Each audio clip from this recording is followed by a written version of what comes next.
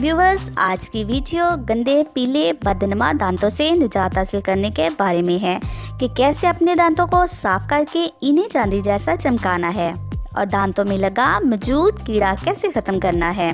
क्या आप एक खूबसूरत मुस्कुराहट के मालिक बनना चाहते हैं या अपनी हंसी मुस्कुराहट को बरकरार रखना चाहते हैं, तो आपको अपने दांतों की हिफाजत करना पड़ेगी।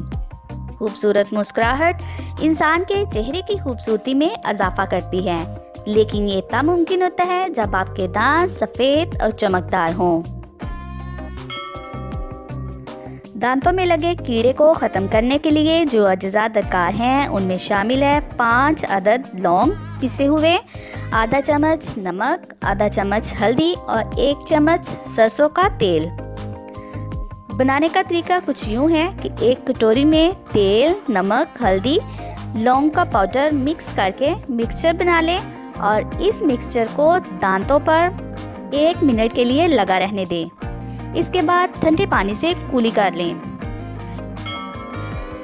दांतों को सफ़ेद और चमकदार बनाने के लिए रोटी को जलाकर इसकी राख से दांत साफ करने से दांत चमकदार हो जाते हैं।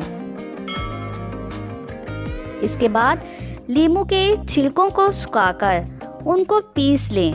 पीसे हुए छिलकों में नमक शामिल कर लें। इस बने हुए मंजन को दांतों में 2 मिनट के लिए उंगली की मदद से मलते रहें। इसके बाद कुली कर लें तो इससे आपके दांत सफ़ेद हो जाएंगे।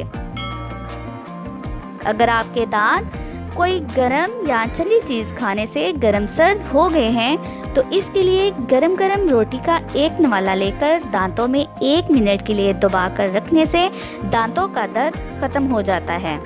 अगर आपके दांत पीले पड़ गए हों या दांतों में कीड़ा लगा हो तो आप दूसरों के सामने खुलकर हंस नहीं सकते। और अगर कोई हमें पीले बदनुमा दांतों के बारे में बोल दे तो ये इंतहाई शर्मिंदगी की बात है। दांत सफ़ेद हों तो आपकी स्माइल भी अच्छी लगती है, इसलिए याद रखिएगा कि रात सोने से पहले दांतों को ब्रश करना ज़रूरी है। इसके बाद जब सुबह उठें तो फेस वॉश करने के बाद सिर्फ कुली करनी है, ब्रश नहीं करना। जब नाश्ता कर लें तो इसके बाद दांतों में ब्रश करें, क्योंकि डेंटिस्ट के मुताबिक दांत साफ करने का सही तरीका यही है। कुछ लोग सालों साल एक ही ब्रश इस्तेमाल करते रहते हैं, जो कि इंतहाई गलत अमल है।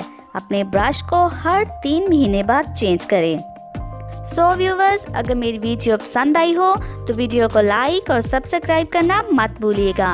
मिलते हैं अगली नई वीडियो में, तब तक के लिए अल्लाह हाफिज़।